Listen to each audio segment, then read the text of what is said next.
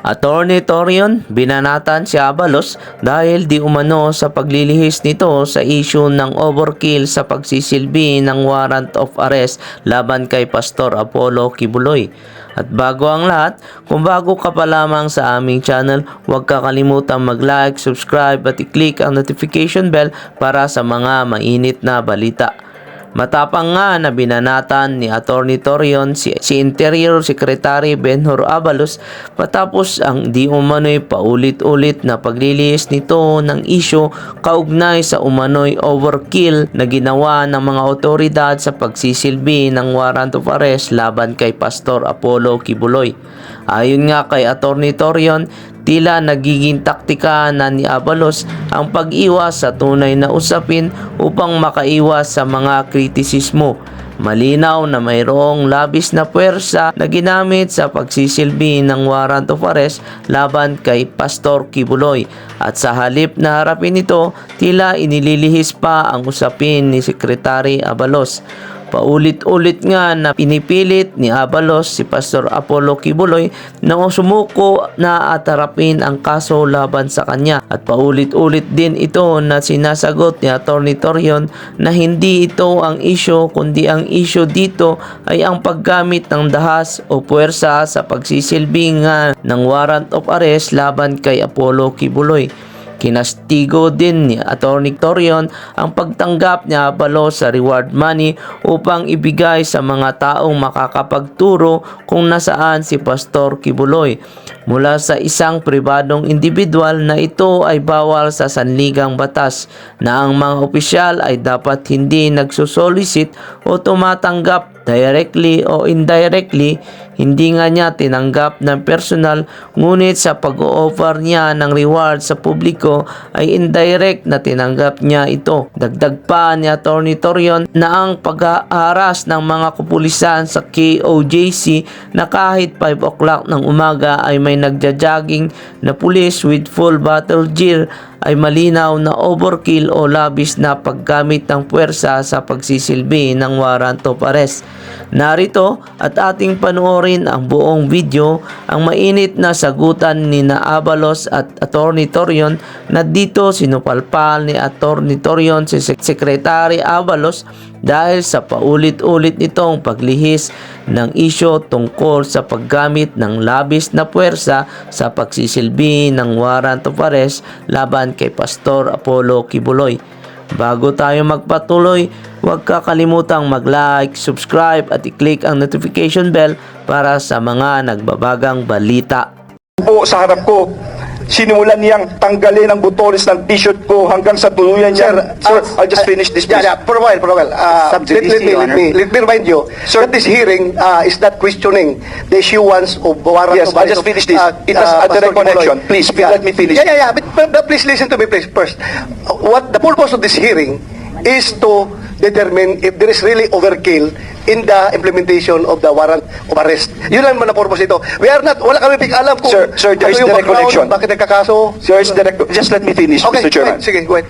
If I may, Your Honor, I think Please, tatapusin ko lang. You will have your time. You will have your time. Sub judice, that goes into the very merits of the You case. will have your time, Attorney Torion. Yes, I know that, This is Your part Honor. of But the that is transcript of improper, the Your Senate. Honor. That is improper. Order. This is my speech. You cannot tell me what is improper. Yeah, This is my right. order.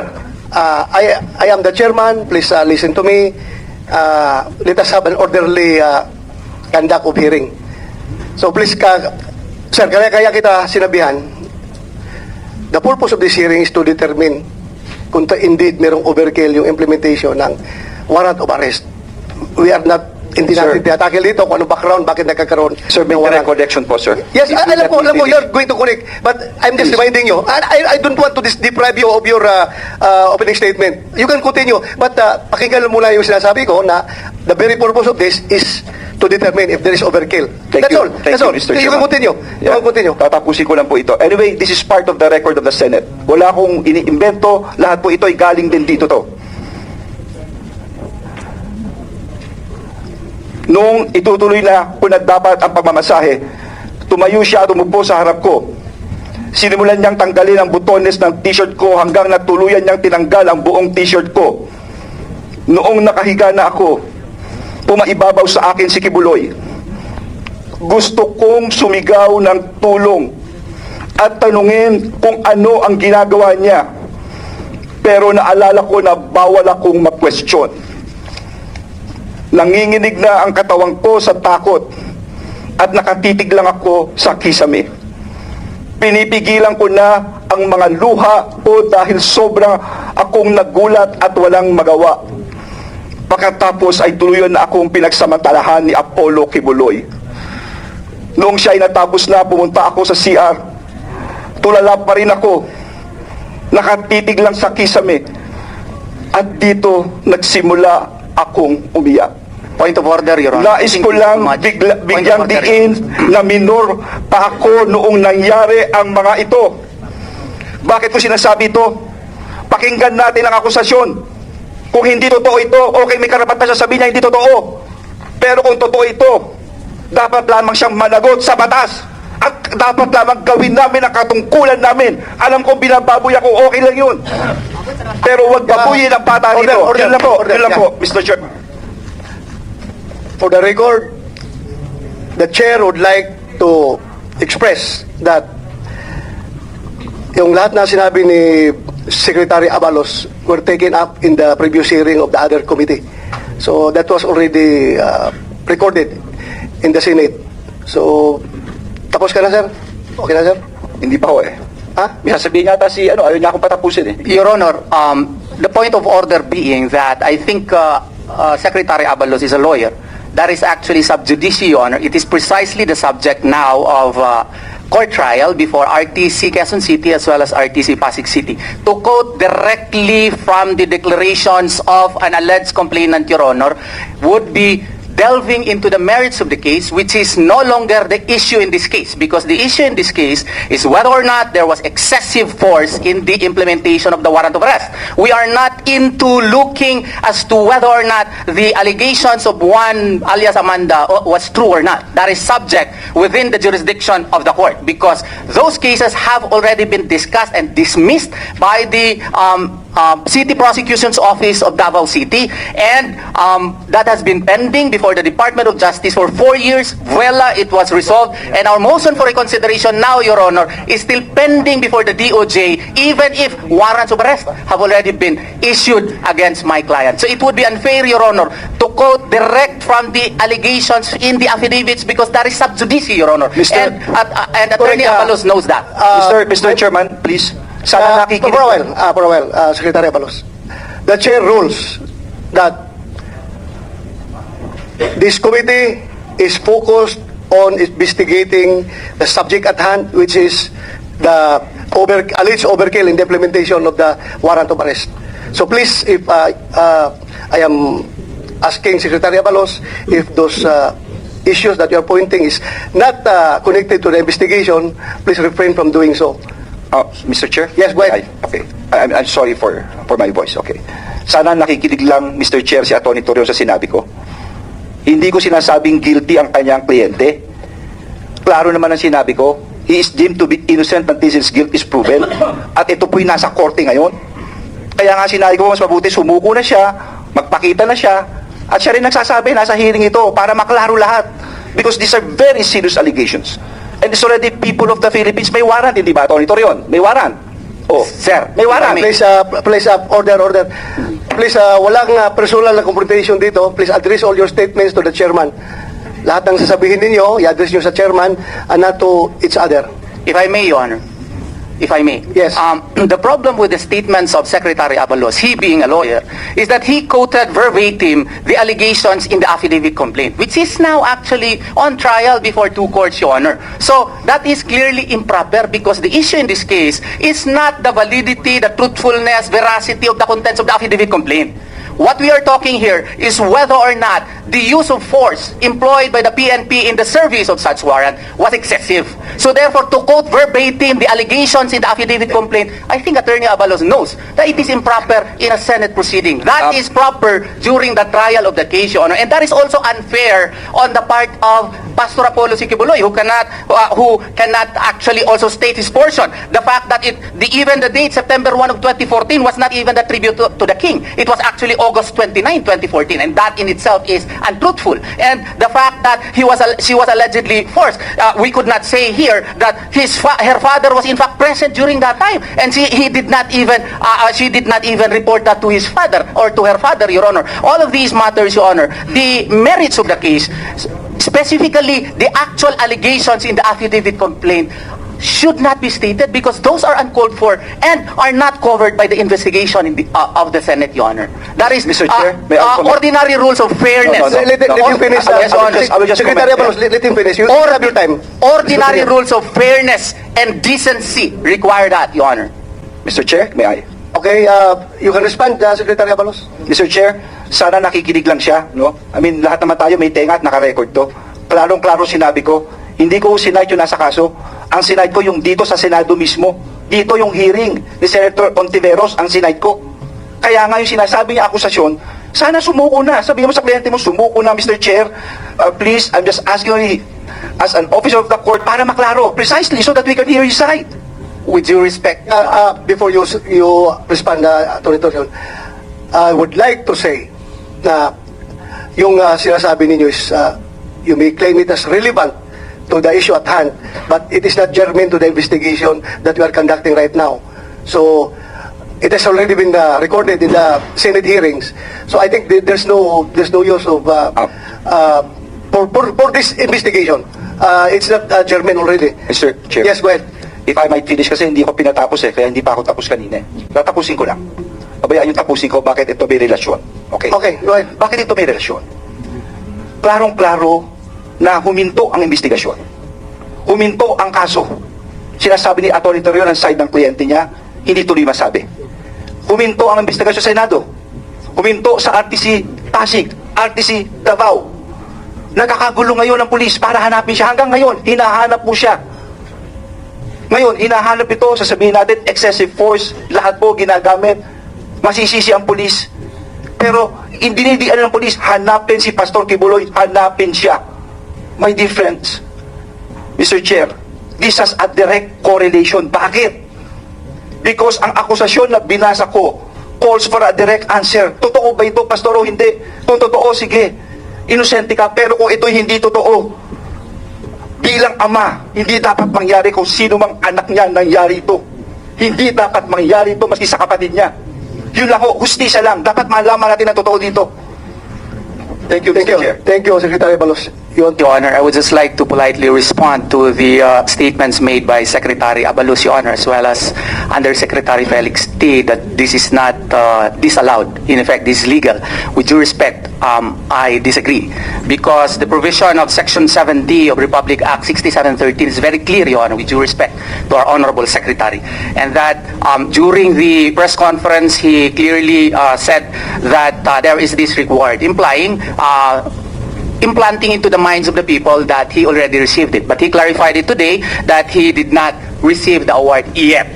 But if we read the law, Your Honor, the clear letters of the law state, public officials and employees shall not solicit or accept directly or indirectly. So even indirect acceptance, therefore, Your Honor, is covered within the great prohibition under Section 70. And what are those disallowed to be indirectly accepted or solicited? Any gift, gratuity, favor, Your Honor, entertainment, loan, or anything of monetary value.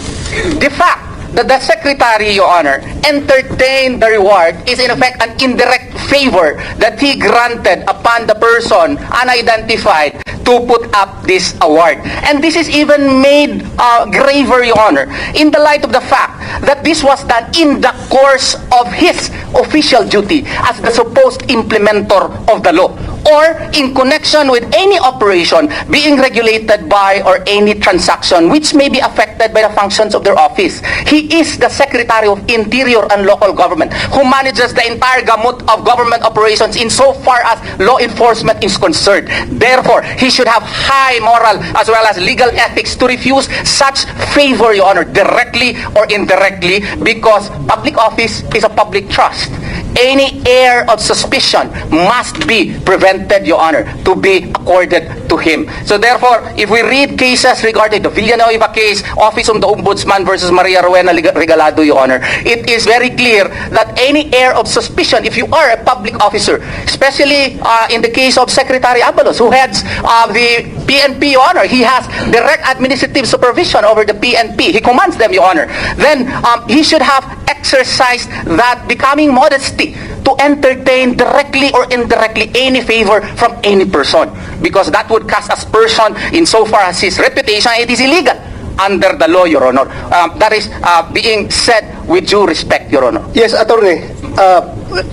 Before I recognize Secretary Abalos, pakibasa nga ulit yun, yung sinabi mo kayo na gratuity favor. Public officials shall not solicit or accept directly or indirectly. Yung word na indirectly. Okay, so Yung ano yun? sabit any gift, gratuity, favor. Gratuity. Favor, entertainment, Entertainment. loan, or anything of monetary value.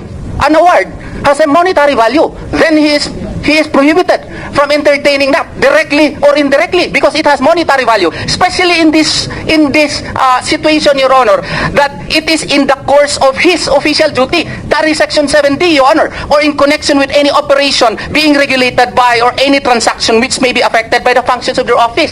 He is supposed to implement the law. Now, he has already invited reward hunters, if you don't want to call it bounty hunters, Your Honor, to go after Pastor Apollo Siquiboloy, even if our motion for reconsideration with the Department of Justice is still sitting, Your Honor. Even if the Department of Justice has not acted upon the case for 4 years, Your Honor, and all of a sudden, it was resolved in the height of the Senate investigation by Senator Hontiveros, Your Honor. And there is now a warrant of arrest, and we are still questioning the validity of the warrant of arrest, Your Honor. And now, the good Secretary is offering the reward for private persons. Note, Your Honor, that PNP did not even offer an award.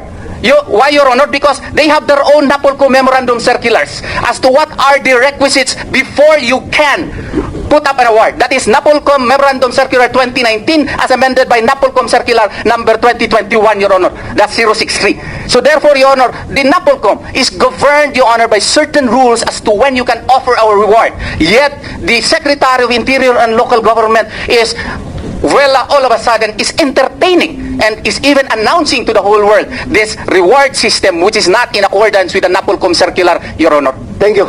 You may respond, Secretary Abalos. Yes, Mr. Chair. Yes. Unang-una, sana napakinggan ni Atty. Torion. Nakikinig po ako. Yes, Yes. dapat lang makinig ka. Ngayon, number 1, ako po ay hindi nag-solicit. Never ako nag-solicit. At hanggang ngayon, wala ako natatanggap leasing ko. Wala.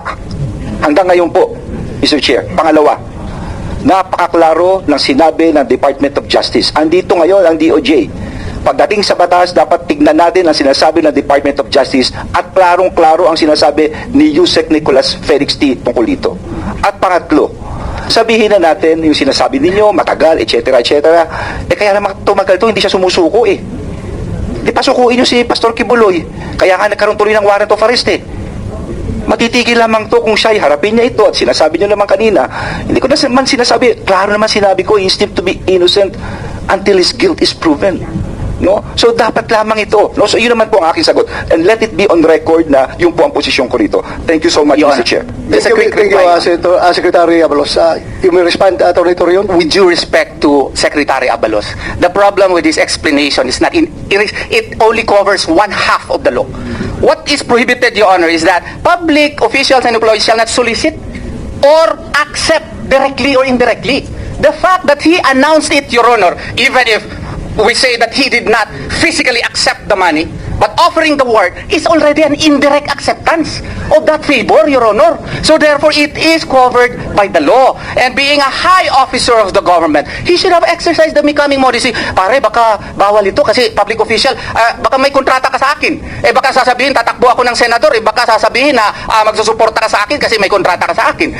All of these are being covered within our rules, especially in the light of the fact that Section 3C of RA 3019 likewise prohibits this, Your Honor. That is our only concern here, especially in the light of the fact that we are even questioning the finding of probable cause.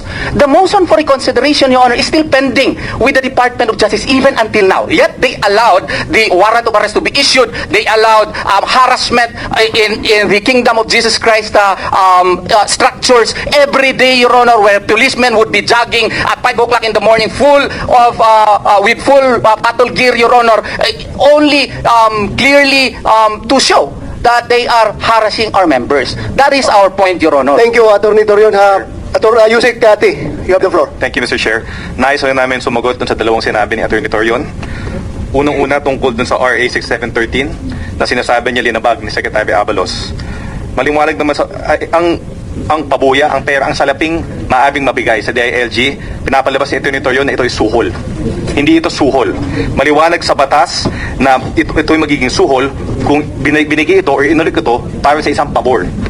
Hindi man nagbibigay ng pabor si Secretary Abalos. Ginagawa lang niya ang kanyang tungkulin, ang aming tungkulin na may patupad ng ating mga batas. Ang pangalawa gusto namin sagutin ay ang pagsabi niya, ang sinabi niya ng DOJ daw ay nagkamali dahil hindi namin na-actionan agad ang appeal laban kay Pastor Kibuloy. Itong issue na to, unang-una, nasa korte na to. Kumbaga, kung gagamitin natin yung sinabi ni Atty. Torion kanina, sub judice na ito. So, kumbaga, sinasabi niya na si Secretary Abalos, linalabag ang sub judice rule, ngayon, ginagawa din niya.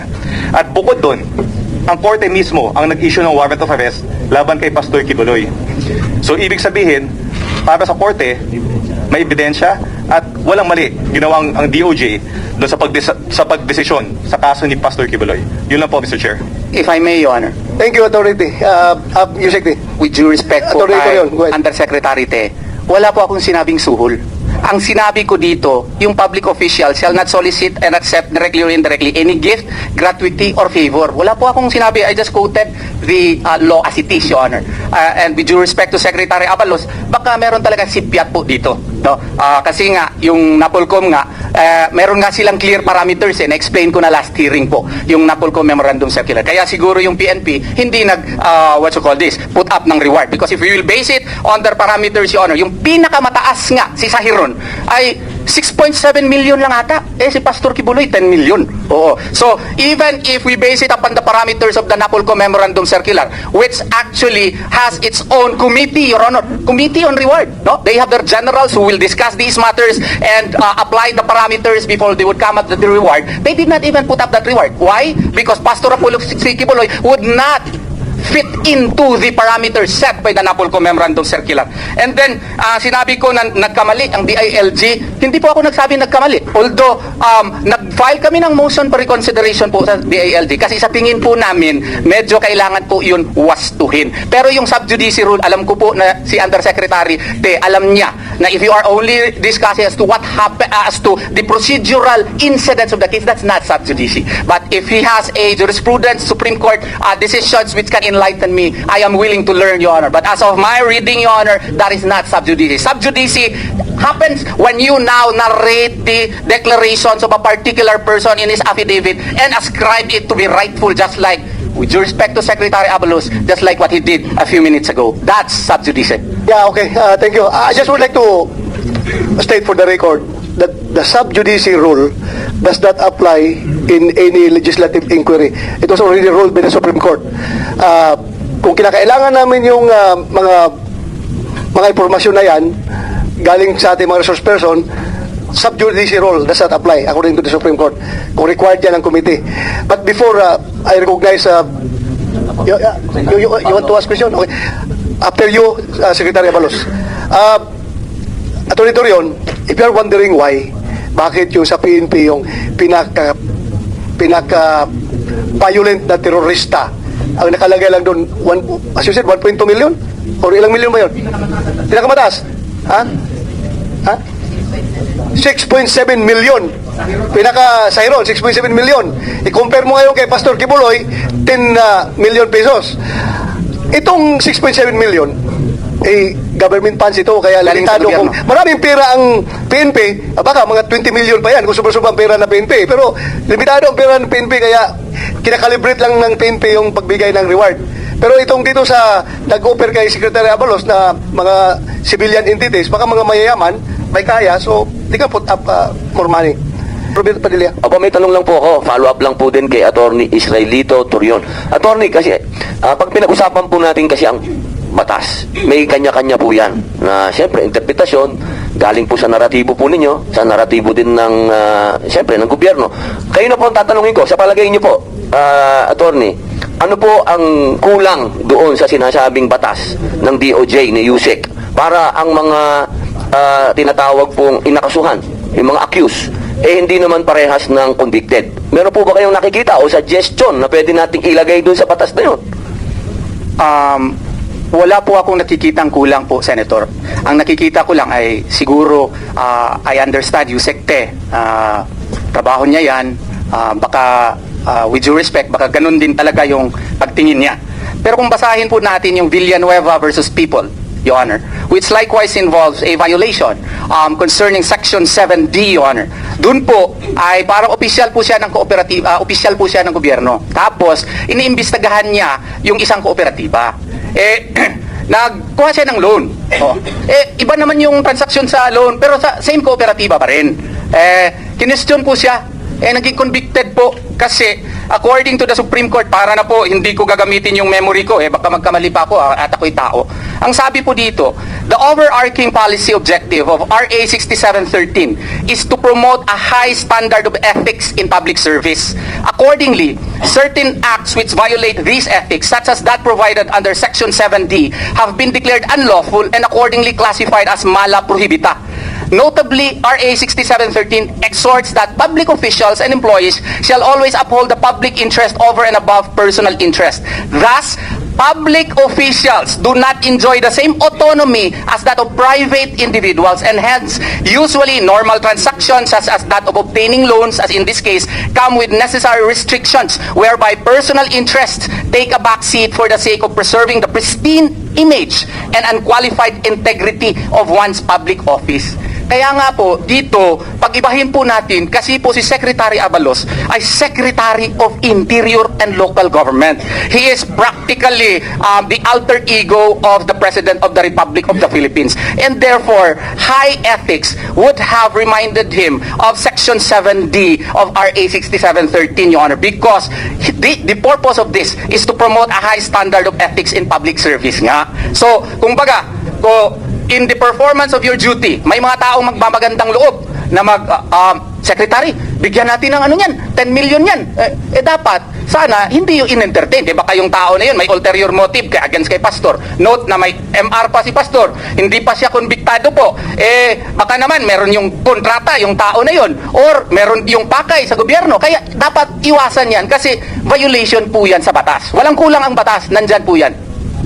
Unahin mo natin si Mr. Carlo Catil po, Carlo Your Catil. Honor, Minister po ng Kingdom of Jesus Christ. Maraming salamat Yes. po, Your Honor, sa pagkakataon pong ito. Hindi po ako lawyer, Your Honor, and Secretary Abalos is... Pareho tayo. Opo, Police lang si ako, Secretary police. Abalos po ay lawyer, pero konti, balikan ko lang po konti yung sa opening statement niya. Maraming salamat po, Secretary Abalos, sa pagbabasa po ng testimonya ni alias Amanda na puro kasinungalingan. Hindi niyo po siya kilala, Your Honor, kilala po namin kasi kasama po namin. At ayaw po namin ibulgar dito yung kabastusan at mga kasamaan na kababuyan na ginawa niya sa loob. Ayaw po namin ibulgar kasi babae po siya. Okay, kami po nakakaalam niya. At nasa korte po yan, alam ko po, bilang ordinary Pilipino, hindi po natin i-discuss po yan. Ito po, Attorney, Your Honor, and through Secretary Abalos, dito po tayo, kini-question po namin ang excessive pangaharas at panggigipit na ginagawa po ng kapulisan po under your supervision po. Wala po kayo doon during June 10 po at nandito po mga ground commanders, sila po ang nandun at kami po ang nandun. Alam po namin ano ang nangyari. And in your opening statement, sinusupervise nyo talaga sila. Now, kung sinusupervise nyo po sila, alam nyo ba, Secretary Abalos, na excessive force, ilang batalyon, platoon, Region 10, 11, 12, 13 ang pinal doon in different compounds. Pangalawa po, may namatay po na 2 katutubong bilaan because of trauma. Alam niyo po ba yan? Because sa ginawa po ninyo na kahit hindi po included doon sa search po ng compound, hindi po compound ng Kingdom of Jesus Christ yun. Yun po ay compound ng bilaan tribe. Sinali po nila doon. Pag-search, tinutukan ng baril 4 a.m. in the morning. Pangatlo po, hundreds of children there sa aming compound were traumatized until now. Nagsisigaw, nakakita ng pulis. May anak po ba kayo, Secretary Abalos? Nagsisigaw po, Your Honor. You do not direct your question Sorry to po. another resource person. Yes Direct po. it to the chairman. Yes po. Sorry po, Your Chair. Your Honor po. Na-traumatize po. Nanginginig po, nagsisigaw every time makakita po ng pulis because po sa ginagawa na. I was correct po, Your Honor. Hindi po namin kini-question ang trabaho po nila. Ang kini-question po nila, how did they conduct the operation? Itong ginagawa po nila until now po, kinikasing na po kami dyan sa loob po ng compound. Sabi po ni Secretary Abalos, Your Honor po, Mr. Chair, according to him po, babagsak po daw ang Pilipinas pag hindi nagagawin ang trabaho nila. Hindi po. Babagsak po ang Pilipinas pag wala pong titindig sa katotohanan at marami pong takot laban po sa pang-aabuso po. Kaya po kami di po sa Kingdom of Jesus Christ, tatayuan po namin ito. Kahit po ginigibit po yung boses namin, kahit po finifilter po ang lumalabas sa media. Wala po kayong nakikita lumalabas sa media, kami lang po sa SMNI, di ba? At sa social media. Maraming salamat po sa tumutulong po. Yan po ang tanong namin kay Secretary Abalos. Alam niyo po ba na excessive po yung ginawa po ninyo? Alam niyo po ba yung panghaharas na ginagawa po nila doon sa amin? Maraming salamat po. Thank you. You may respond, Secretary Abalos. Yes, maraming salamat, Pastor. Kaklaruhin ko Hindi po ako pastor. Kingdom Minister po. I'm sorry, I apologize, Minister. Okay, unang-una, para lang maklaro po rito, under the law, I supervise. Pero with regards to operational control, wala po tayong kinalaman dyan. It's purely a police matter, pagdating po sa babae niyan. Ngayon, ganito lang po yan. Maraming katanungan tungkol sa excessive force, etc. Alam naman po natin na si Pastor is a well-loved person sa lugar po ninyo. Alam po natin yan. No? And we respect your belief. Kanya-kanya po tayong respetuhan po dito. Pero of course, alam nyo, basta masyadong marami, kuminsan yung emosyon might go in the way. Pagpalagay natin ang napadalang pulis, no? Ito po yung pinaliwanag sa akin, nagtanong ako after the operation Madala natin dyan 20, 30. No? Tapos ando ng daming tao with so much emotions. Siguro hindi mo masabi kung anong mangyari. No? Hindi mo natin masabi. So the only way to do it is probably, sabi nga nila sa akin, is magdala tayo ng contingent to show force. Pero, ito po importante. Importante ang maximum tolerance. Importante, huwag lumaban. Importante, huwag mamarel. Importante, huwag maluntok. Tanggapin lahat. Nakita nyo at higit sa lahat, huwag pumatay. Nakita nyo naman, winawater cannon ng pulis. Kitang-kita yan. Pero may dinimanda ba ang pulis? Wala po kami pinadimanda, Minister. Wala po. Naunawa po natin because let's face it, pagdating sa ganyang operation, it's height of emotions Nangyayari po yan. No? Kaya importante po dito talaga ang maximum restraint. Hindi bale sa mga sinabi po ninyo, okay? No, we will take note of that. At maraming salamat, sinabi po ninyo yan para matignan din naman namin at maano po namin na Minister. Okay? Thank you, Secretary Abalos. Thank you po. If you have observed, Secretary Abalos, during the last meeting, na-take up namin dito, na tila, ako, coming from me mismo, as the chairman, I was the former chief of the Philippine National Police. Mahal ko itong mga police. Ako rin ay tubong Dabawinyo. Mahal ko itong mga taga-Kingdom of Jesus Christ, taga-Davao ako, Dabawinyo ako. Kaya, I am caught in between. Kaya ngayon, nakikita ko talaga, pagdating ko sa Davao, tas the weekend, umuwi akong Davao. Pagbaba ko sa airport, dumiretso kagad kami, palabas. Paglabas, sabi ko sa driver, huwag kang kumaliwa, kumanan ka, daanan natin yung Kingdom of Jesus Christ, titingnan natin. On the way, ang daming checkpoint. Sabi ko, U-turn ka. Pagbalik, checkpoint na naman. Tinanong ko yung mga patrolman, Dong, is that face mask part of your uniform talaga? Wala namang COVID ngayon Bakit kayo lahat naka-face mask? Ano ba yan? Intimidating factor ba yan? Ginagawa ninyo? Ang patrolman, hindi makasagot-sagot. Sabi ko, alam ko you're just following orders.